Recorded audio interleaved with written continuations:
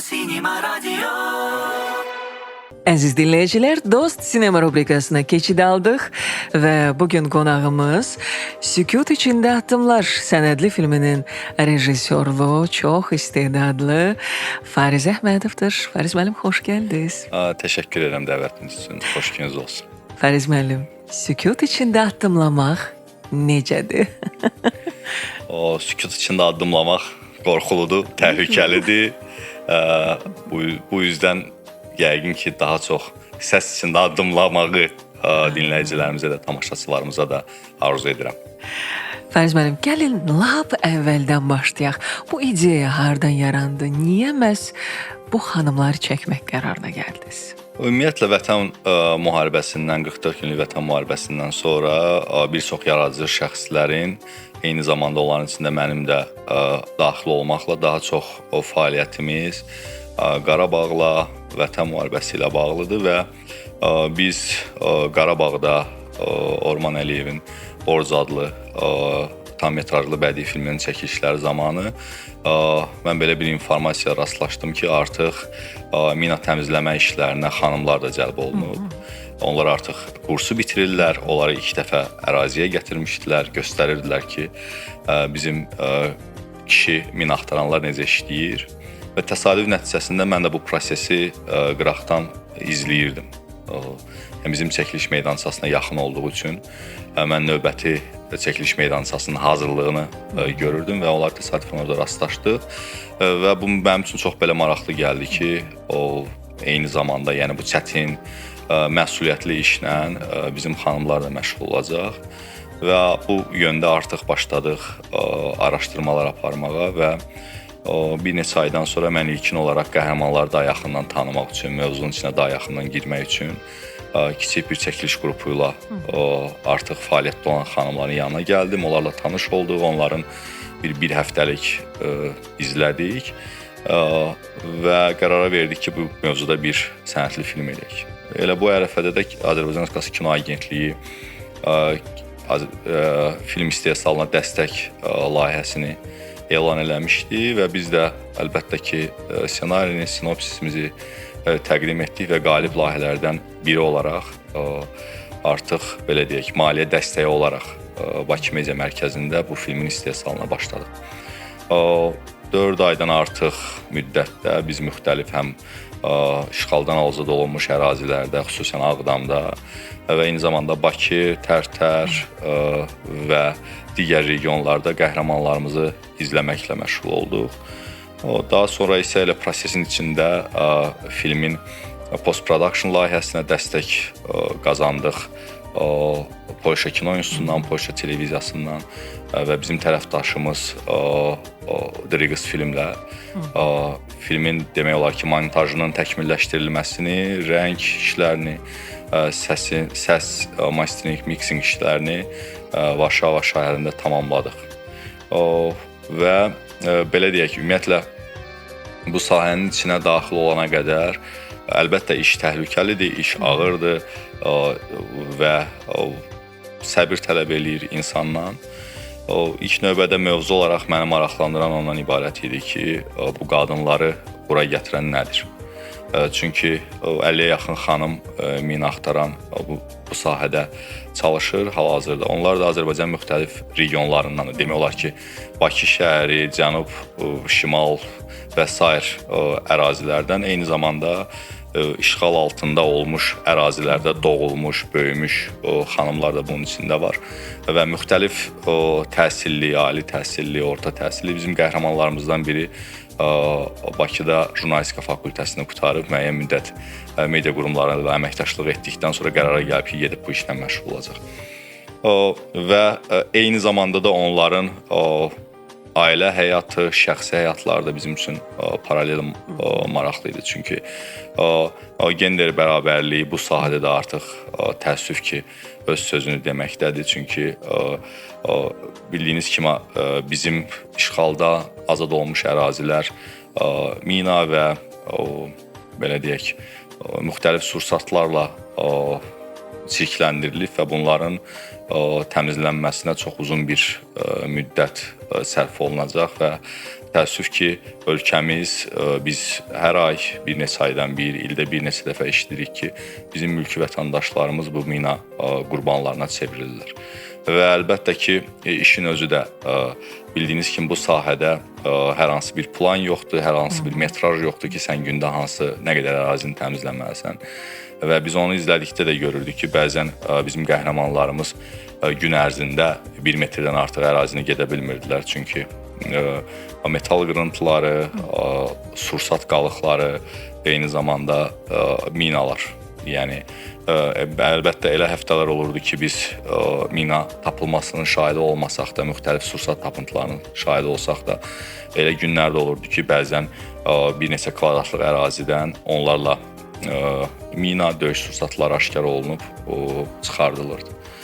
Bu baxımdan, yəni bu 50 nəfərə yaxın xanımın içindən biz 2 qəhrəman seçdik. Onun biri Qarabağda doğulmuş bir xanımdır, 7 yaşında doğulduğu kənddən məcburi köçkün düşüb, Ağdamın işğal olunmamış ərazisində yaşayır. Digər qəhrəmanımız isə Bakıda böyüyüb, təhsil alıb və daha sonra işğaldan azad olmuş ərazilərdə işləmək istəyini bildirib, mina axtarma kurslarını keçib və bu işə cəlb olunub. Hal-hazırda da bu xanımların hər ikisi bu sahədə belə deyək fəaliyyətdədir. Yəni mövzu bu baxımdan məni çəkirdi və hesab edirəm ki, indiki dünyanın ümumiyyətlə düşdüyü halda, dünyada baş verən proseslər çərçivəsində bu yetərincə əhəmiyyətli, belə deyək, aktual bir mövzudur. Çünki ümumən Avropa və Amerika tamaşaçısı şərq qadınına dünyaya uşaq gətirən, ev yığışdıran və yemək pişirən bir xanım kimi baxırsa, biz Azərbaycan və şərq qadını tamam başqa bir aspektdən göstərirdik. Eyni zamanda da dünya tamaşaçısına göstərirdik ki, ümumən şərqdə bu eyni şəkildədir. Çünki kişilər evdən tutmuş, məişətdən tutmuş hər yerdə çirkləndirməyə daha meyillidirlər. Yəni istər məişətdə, evdə, istənilən bir sahədə. Eyni zamanda da burada da iki belə deyək, qonşu dövlətin kişiləri belə müharibəni ediblər, bitiriblər və hal-hazırda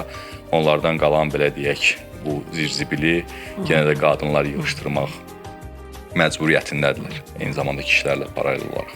Belə. Ümumiyyətlə bu xanımların bu prosesdə belə deyək, daha öndə olmalarını göstərirsiniz sanki, belə stereotipi qırmış kimi olursunuz.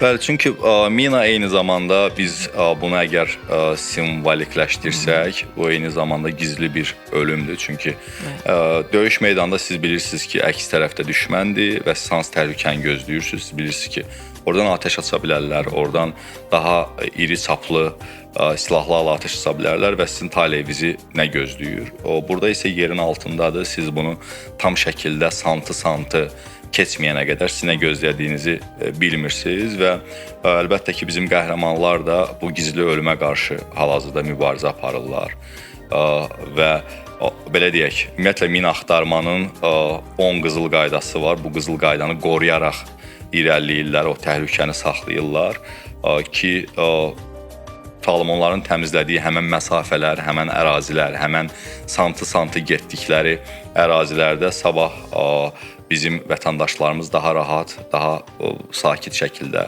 yaşaya bilsinlər. Ümumiyyətlə, az öncə qeyd etdiniz ki, məsləhətçilər var idi. Onlar nə məsləhət görürdülər?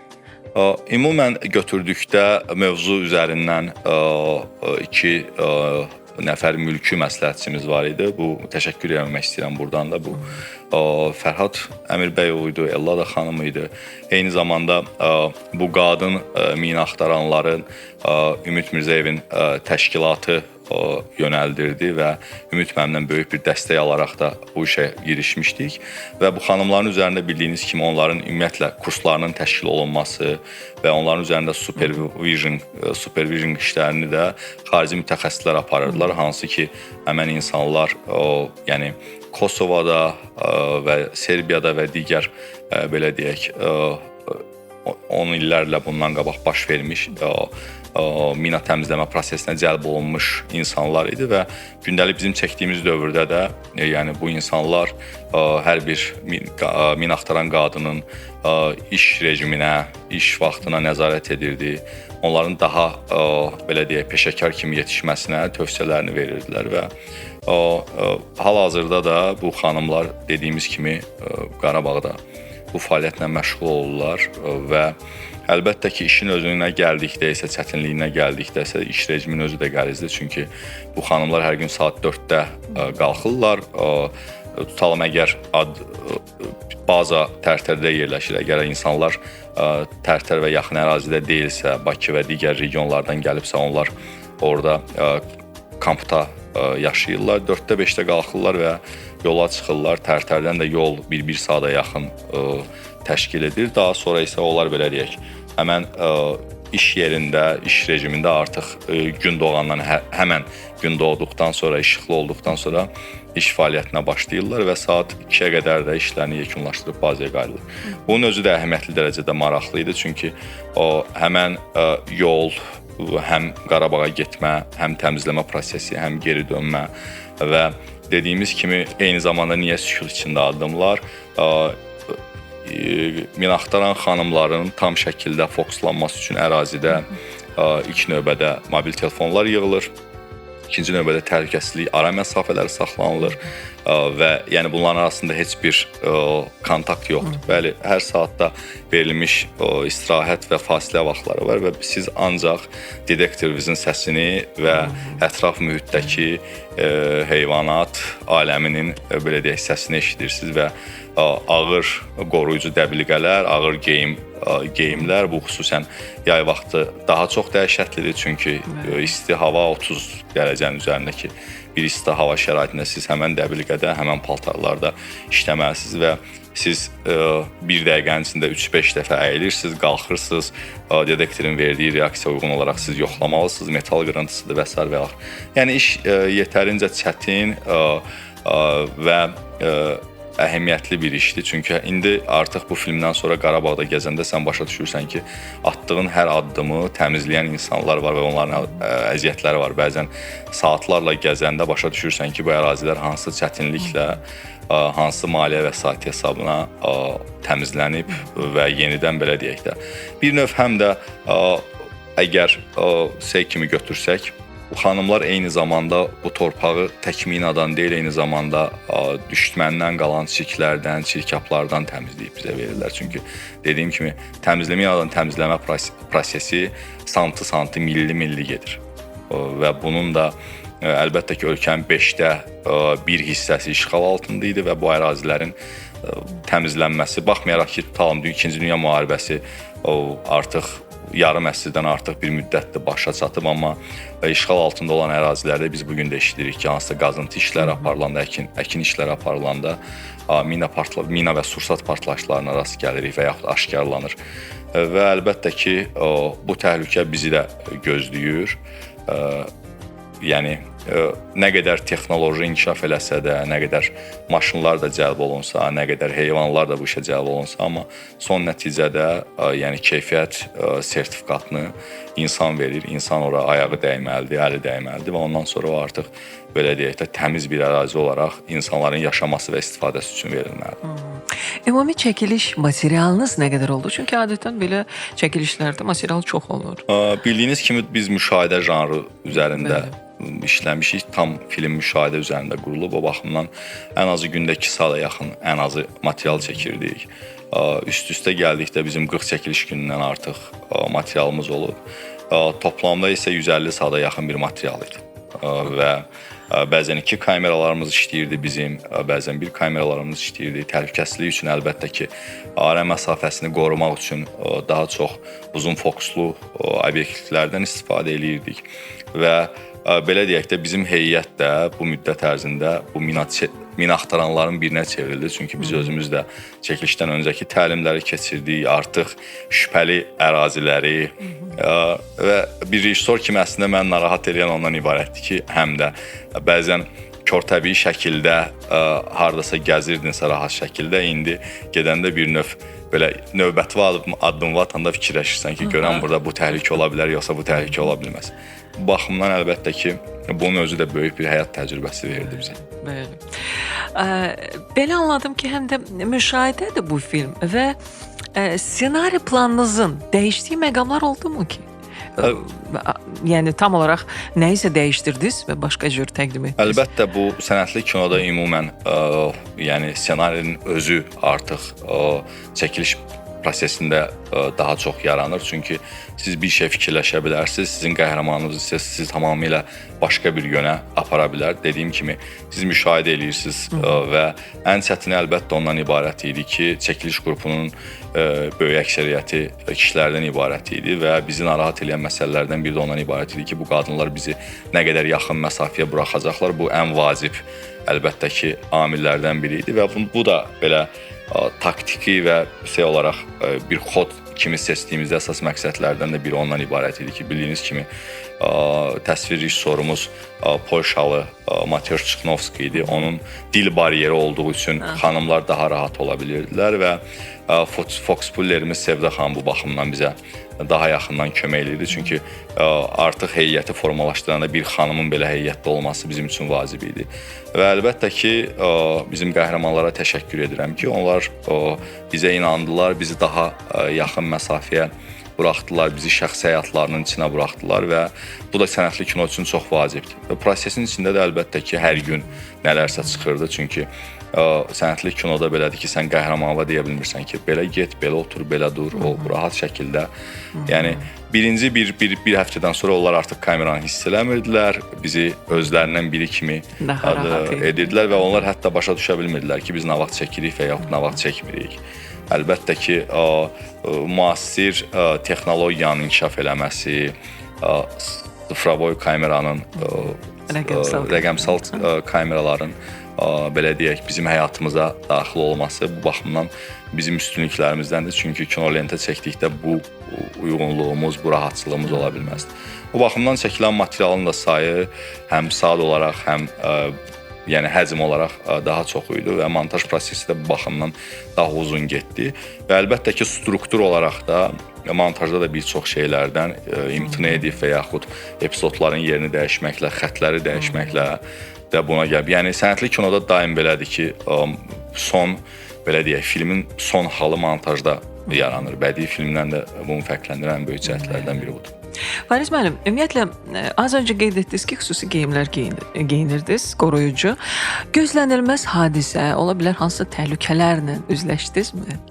Əlbəttə ki, bizi həm ANAMA, həm də ki, bizi kurasiya eləyən qurumlar bizi ciddi şəkildə texniki, belə deyək, təhlükəsizliyə riayət etməyə, texniki qoyulmuş qaydalara riayət etməyə məcbur edirdilər. Bu baxımdan xüsusi bir sürprizlərimiz yox idi. Amma ən maraqlı hallardan biri ondan ibarət idi ki, artıq operator Bakıya gəlmişdi və bizim danışığımız belə idi ki, biz bir neçə gün heç nə çəkmirik, qəhrəmanların içindəyik, onlar bizi örgəşirlər, ancaq kamera əlimizdədir.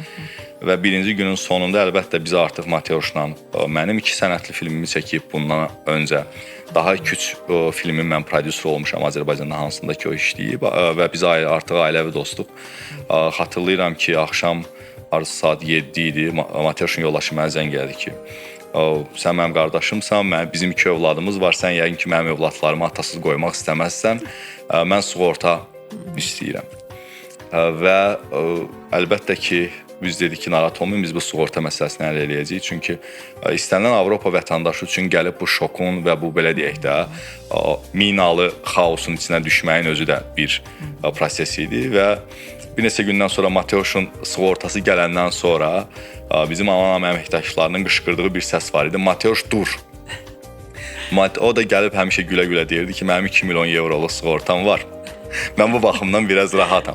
Yəni və bu müddətdə ancaq, çünki operator da yaxşı kadrlar çəkmək istəyir əlbəttə ki, amma texniki olaraq təhlükəsizlik qaydalarına mütləq şəkildə riayət etmək lazım idi və bu da bizi sədlərə qoyan bir hiss idi, amma başa da düşürdük ki, bu bizim və ətrafımızdakıların təhlükəsizliyi üçündür. Çünki dediyim kimi, hətta mina axtaranlar işlədikdə onların arasında müəyyən bir təhlükəsizlik məsafəsi var ki, o mütləq şəkildə qorunmalıdır. Çünki Allah uzaq eləsin, bir mina axtaranın səhvi nəticəsində onun ətrafında işləyən insanlar xəsarət almamalıdır. Təəssüf ki, bugünkü bizim reallığımız, işğaldan sonraki reallığımız buna gətirib çıxardır ki, bizim kinomuzun mövzusu daha çox bu formalı mövzulardır. Əlbəttə ki, adam istəyərdi ki, daha xoş, daha gülməli, daha maraqlı əhvalatları, qəhrəmanları çəksin. Amma bizimki də belə gətirib necə eləyək? Yəni biz də belə bir qonşu ilə bir yerdə yaşamışıq, belə bir işğala, belə bir vandalizmə məruz qalmışıq və bunun nəticəsində də yəni bizim çəkdiyimiz filmlər də, bizim qəhrəmanlarımız da, bizim əhvalatlarımız da daha çox indiki halda bu mövzular olacaq. Avropada film mükafat qazandı. Ən yaxşı təsvir rejissoru olaraq. Necə qarşılandı ümumiyyətlə? Avropa tamaşaçısı mina axtaran qadını ekranda gördü. Və hətta səhnəyə çıxan Çuxnovski də öz dilimizdə sizə xüsusi təşəkkür etdi. Biraz bizə ondan danışın. Ümumiyyətlə, yəni Qarabağ mövzusu təəssüf ki, Avropanın bir çox belə deyək, festivalları üçün artıq özlərinin qapatdığı bir mövzudur və bu mövzuda hər hansı bir film çəkib A kateqoriyalı yaxşı bir festivala düşməyin özü də çətindir. Çünki biz Krakow festivalına qədər 4-5 ən yaxşı A kateqoriyalı festivalın shortlistlərinə qədər gəldik. Hətta sabahsı gün proqramı elan edəcəkləri halda bizə axşam yekə bir məktub yazıb üzr istədilər ki, təəssüf ki, biz bunu götürə bilmirik. Biz bunların hamısını yaxşı başa düşürük. Çünki bizim qonşularımızın, ermənilərin diasporası bu yöndə çox yaxşı işləyir və o etdiklərini Avropanın, dünyanın görməsinin qarşısını almağa çalışırlar. Biz də daim deyirdik ki, bizim etdiyimiz insan hekayələridir. Biz insanların və başımıza gələnləri göstəririk və daha səlis, daha rahat, heç bir belə deyək də ton qaldırmadan, heç bir şər atmadan faktı göstəririk. Bu baxımdan əlbəttə ki, Krakow festivalına təşəkkür eləməliyik ki, o film əsas proqramını aldı və ən əhəmiyyətli hissələrindən biri də ondan ibarət idi ki, biz milli proqramlarında idik. Dediyim kimi bu film ortaq Polşa ilə birgə istehsal olduğu üçün bəli, milli proqramda idi və bizim 3 seansımız müxtəlif kinoteatrlarda, müxtəlif vaxtlarda 3 nümayişimiz var idi. Birinci nümayiş sual-cavab əsasında qurulmuşdu. Digər nümayişlər isə biz də orada iştirak edirdik və filmin sonunda da, film bitdikdən sonra da bu mövzuda yenə də danışa bilirdik. Əlbəttə ki, dediyim kimi, dünyanın indiki dünyada baş verən və bizim yaxınlığımızda, uzaqlığımızda baş verən bu müharibələrin hamısı bir qədər Avropa tamaşaçısını artıq silkələyib. Çünki artıq onun yaxınlığında belə deyək, bu müharibələr gedir və bu təhlükə eyni zamanda mina təhlükəsinin özü də artıq Avropalılar üçün bir növ. Və əlbəttə ki, bununla qadınların məşğul olması bir qədər onlar üçün şok idi. Hərdən deyirdilər ki, niyə kişilər çatmır, qadınlar cəlb olunur. Biz deyirdik, xeyr, bu bunların şəxsi istəyidir və siz Avropalılar olaraq həmişə gender bərabərliyindən danışırsınız və burada da bu gender bərabərliyi belə deyək, öz işini görməkdədir. Yəni, belə deyək, filmin yaxşı qarşılanması və müzakirələrə gətirib çıxardılması o hamı verirdi ki, yəni əziyyətimiz ən azından yerdə qalmayıb və biz heç olmasa, yəni xırda da olsa o hər hansı bir iş edib göstərə bilirik ki, bizə hansı təhlükə gözləyir. Bu qadınlar, yəni normalda tam bu Qarabağ problemi olmasaydı, onlar da mülki bir hər hansı bir işlə məşğul ola bilərdilər, ailələrini saxlaya bilərdilər və yaxud və o vəziyyətə gəlib çıxır ki, yəni insanlar mina axtarma işini sevirlər, bu işə gəlirlər, bu işlə məşğul olur. Yəni bu yöndə daha çox mövzularımız gedirdi və istənilən tamaşaçı üçün maraqlı idi ki, bu iş sizdə nə vaxt bitəcək. Əlbəttə biz filmdə bunun aşağı-yuxarı cavabını vermişik ki, bu 30-40 il ərzində gedəcək bir prosesdir və bunun özü də Avropa tamaşaçısını bir növ şoka salırdı.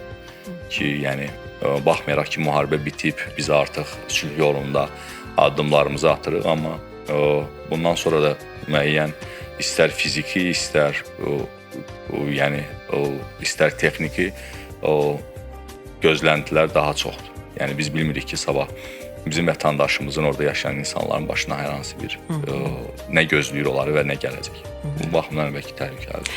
Zaman gələcək və həmin torpaqlarda mina problemi inşallah ki həll İnşallah, olacaq. əlbəttə. O zaman filmin mesajı sizcə nə olacaq? Yəni Fariz Əhmədov gələcək nəslin tamaşaçısına nə deyəcək? Əlbəttə ki, yəqin ki 40 ildən 50 ildən sonra bu mina axtarma bitdikdən sonra belə deyək, yeni gələn nəsil üçün də bu bir növ gülmə olacaq ki,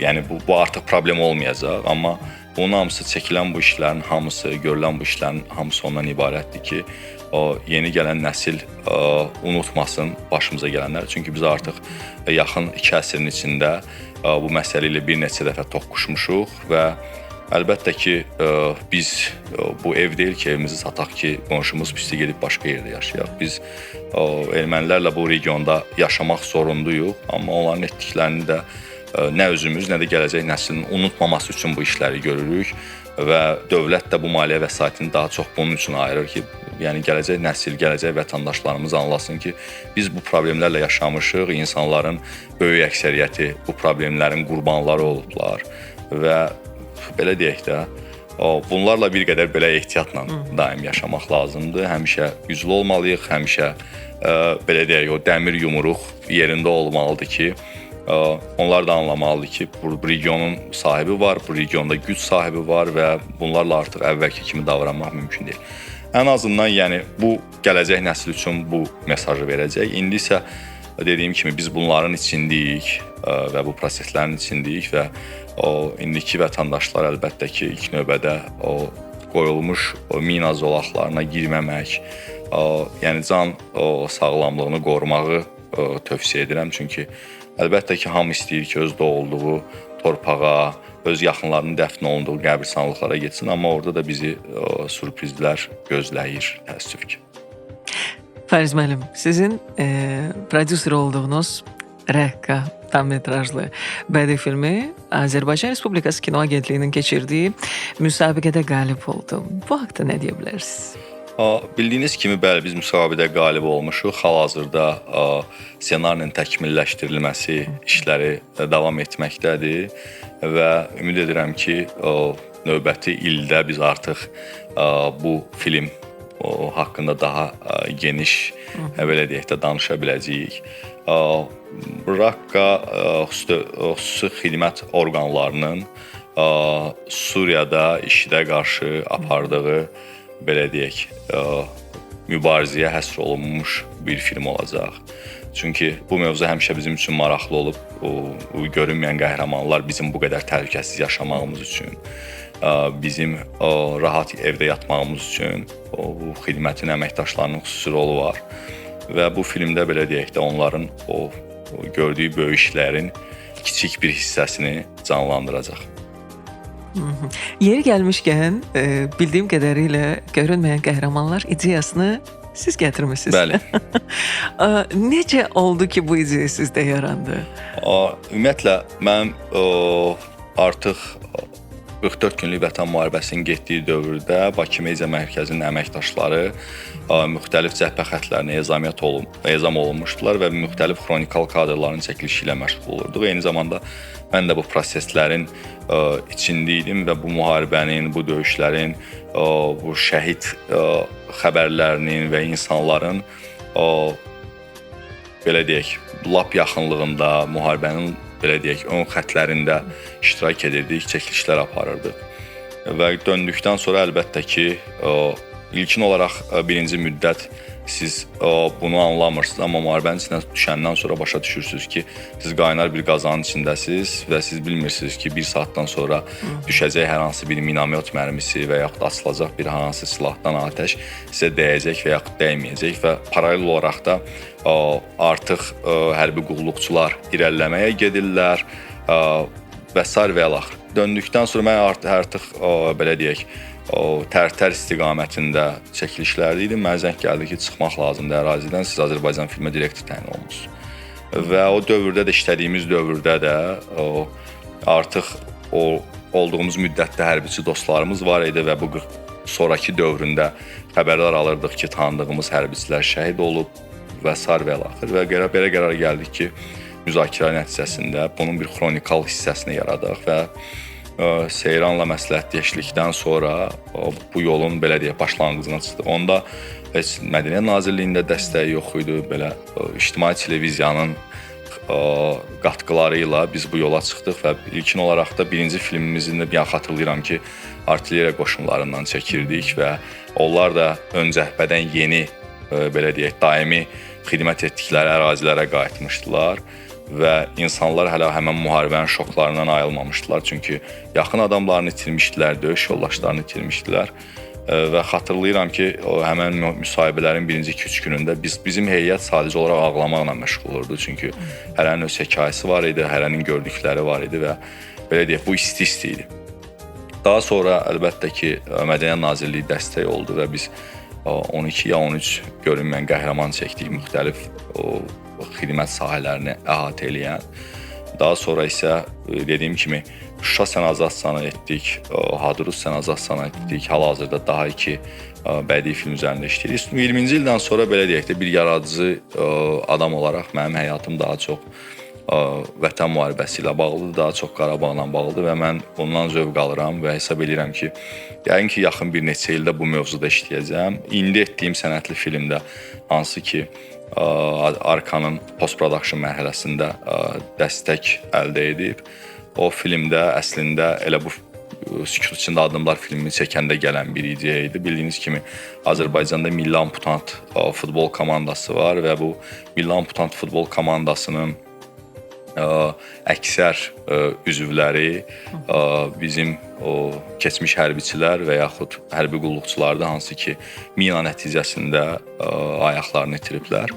Yəni bir ayaqları olmasalar da bugün onlar bu komandanı yaradıblar və Avropanın nüfuzlu belə deyək liqalarında mübarizə aparırlar.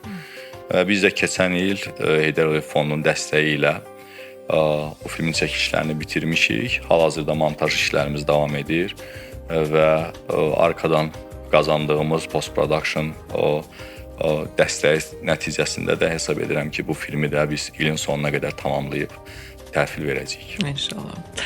Bir filmin, bir kino industriyanın da görünməyən qəhrəmanları var. Onlardan biri də sizsiniz. Təşəkkür edirəm. Mən sizə işləriniz uğurlar diləyirəm. Çox sağ olun. Yaxşı ki, gəldiniz, bizə vaxt ayırdınız və inşallah yeni filmlərinizlə sizi mütləq gözləyirik studiyamızda. Təşəkkür edirəm sizə. Mən də sizə təşəkkür edirəm. Əslində sizin verilişiniz biz kino sevərlər üçün vacib bir verilişdir. Çünki siz bizi həmkarlarımızın gördükləri işləri daha çox tamaşaçı və dinləyici kütləsinə çatdırırsınız. Mən də sizə uğurlar arzulayıram. Arzu edirəm ki, çəkilən filmlərin sayı çox olsun və belə deyək, uğurları daha çox olsun ki, studiyada bizim həmkarlarımız daha tez-tez olub yeni filmlərdən danışsınlar. Minnətdaram sizə. Hörmətli dinləyicilər, bugünkü qonağımız yenə rejissor, prodüser, çox istedadlı Fariz Əhmədov idi. Minnətdaram sizə. Çox sağ olun, var olun. Cinema Radio, Cinema Radio, Cinema Radio.